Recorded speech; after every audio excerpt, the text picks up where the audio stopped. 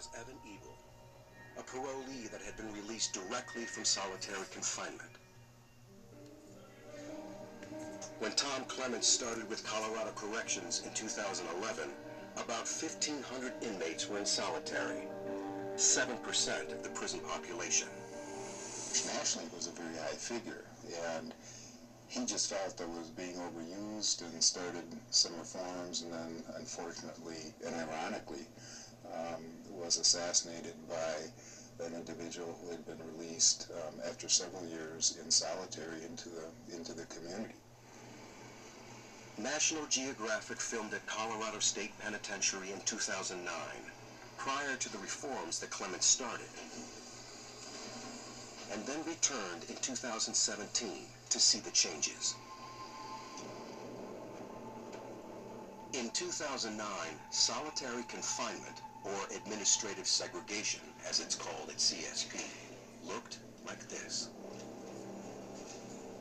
Every detail at CSP was carefully designed to minimize social interaction. Meals were brought to inmates through slots in their cell doors. 2 steps back and turn your right. And physical contact occurred only when they were moved from cell to cell. Apart from 15 minutes in a computer-controlled shower and an hour exercising alone, inmates spent 23 hours a day locked in an 8 by 10 foot cell until they earned their way out with good behavior. It's kind of a reprogramming station here to teach you that you don't have control. As long as you think you have control, you stay here. And it's just, I mean, it's the beginning. That's the way you gotta look at it. You know, no matter what, it takes at least 18 months to get out of here. Last time it took me 5 years. In most cases, it wasn't the crime committed outside of prison that landed someone in solitary, but their behavior on the inside. Larry Clacy was serving a 7-year prison sentence for identity theft. He was put in solitary for attacking 2 guards. But not all inmates in solitary were there because of physical altercations. When you look at individual cases, you find out that they're not in there for violent reasons. Question 1, he verbally threatened a correctional officer. Oh, did he attack anybody? No. Has he been behaving himself while he's been in here?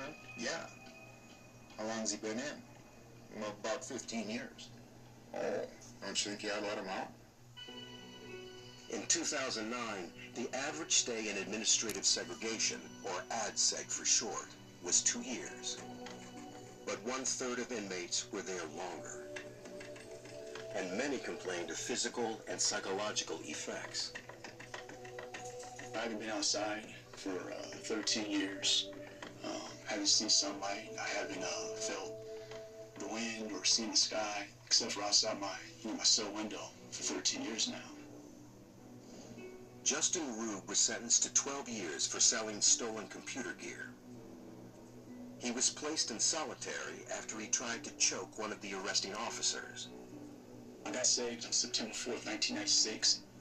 I've never had a chance to go to general population or anything like that.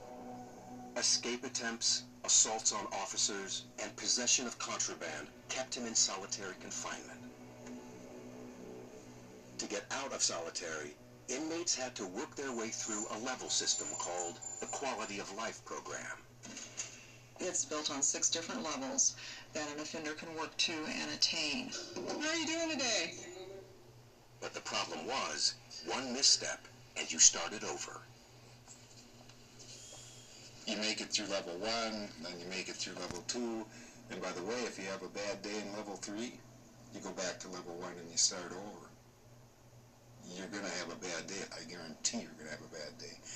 And instead of understanding that, you just add on to the time, and that's how 5 days turns into 5 years, turns into 15, turns into 20.